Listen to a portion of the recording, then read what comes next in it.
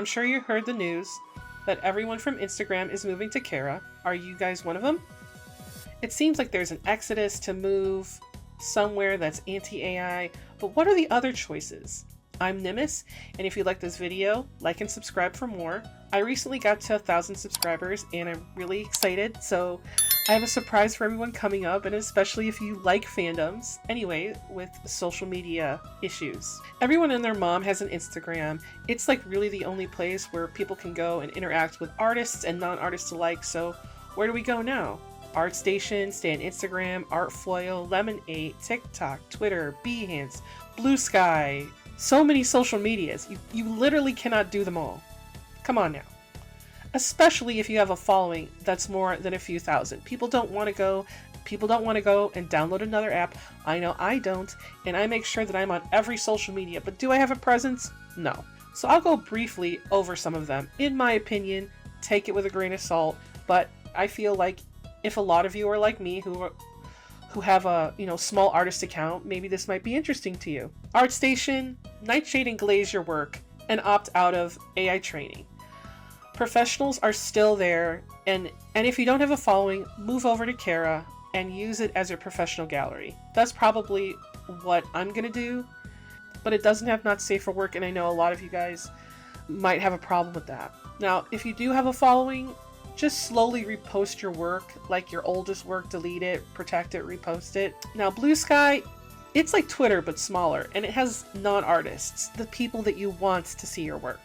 But it's small, I barely use it, and I don't get any followers other than people I already know, but it's a lot of hassle to post there, in my opinion. I don't know what it is, there's something about it. Maybe it's ugly, I don't know. I really like the BlueSky thing, but I don't know. But if you have a following on Twitter, just protect your work and stay on Twitter. Just do what you're going to do. I mean, if you have no following, you can try to find some people over on BlueSky, but I feel like it's going to be an upward trend because I haven't seen that many non-artists on there. I know that they're on there because of the feed, but I don't get interaction from them. I mean, to be honest, I don't get interaction on my Twitter anyway. So it doesn't really matter. That's why I made a BlueSky, but I'm just there so I can have my username. And that's more important than actually being there, is that if you have a presence there. Now, Pinterest is the curious one out. I protect my art first, but it sucks as a social media. It's good for bringing an audience to you, similar to YouTube, but there's this new one, Lemon8, and it's a mix of Instagram, Pinterest, and TikTok. And I just started one a few days ago. My feed is pretty nice, so I think that everyone should get one of these. If not for nothing else, it's interesting for references and possibly new followers, but it won't replace Instagram or TikTok. But I think that everyone should, where is it? If you haven't got a Pinterest, I think you should get one. If you post your art on Pinterest and link it back to you, it is a great way to get people to follow you. I have followed at least probably 20 to 30 people from accidentally finding their work on Pinterest and then going to find the source. Now, a lot of you guys already know about Artfol. It's a Twittergram situation, small posts and tags, but it's made for artists and nobody else.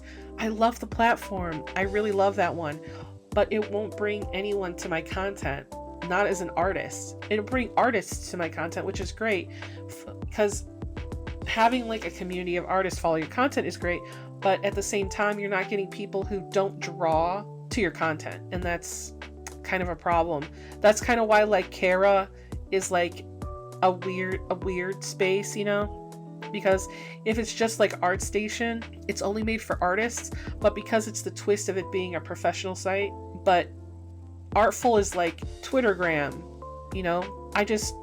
I love it, but I just don't know if it's gonna last a long time or if it'll be big, because I don't even know how to get followers on there, to be honest. And I don't know how to find people in my feed. It's just got a lot of issues, but I really do love it. I just don't think it's necessary, even though I support it, Deviantart, unless you have a following, it's dead. Don't bother with it. It's an AI haven now, and the only people who could make it on there and get like traction is like Chrisabug and Ross Draws, and maybe Sam Does Art if he's on there. I don't know if he is. It is still good for finding commissions and work for indies, So don't sleep on that. I would say have an account with a few of your best images, and that's it. So you can like interact with their paid content, right? Now TikTok is great, but also sucks. You gotta like doing videos, and you gotta go live to really like make money off of your work. And you need like 1K followers. And I hate that. You gotta make videos like 3 times a day. Do it if you want, but you know, I'm an adult with a YouTube channel, so that's not gonna be me. I'm good. Speaking of YouTube, the shorts feed is kind of messy, but once you get it right and it gets the algorithm right for you, just take and copy. Don't feel bad about it. I know. I will copy all day long. If that brings the people that I want to me, I'm all for it. Behance, ugh. I don't feel like anyone uses it seriously. I only have one because I have an Adobe account. I'll put some of my favorite pieces there and boom, done. Log out, never log back in. Before you go over to Cara, I found some information that I think might be important to you, so I'm going to put it up on screen right now. And basically, I don't know how to say her name, but Zhang, we're going to go with that for now. Vercel is a serverless like thing, right?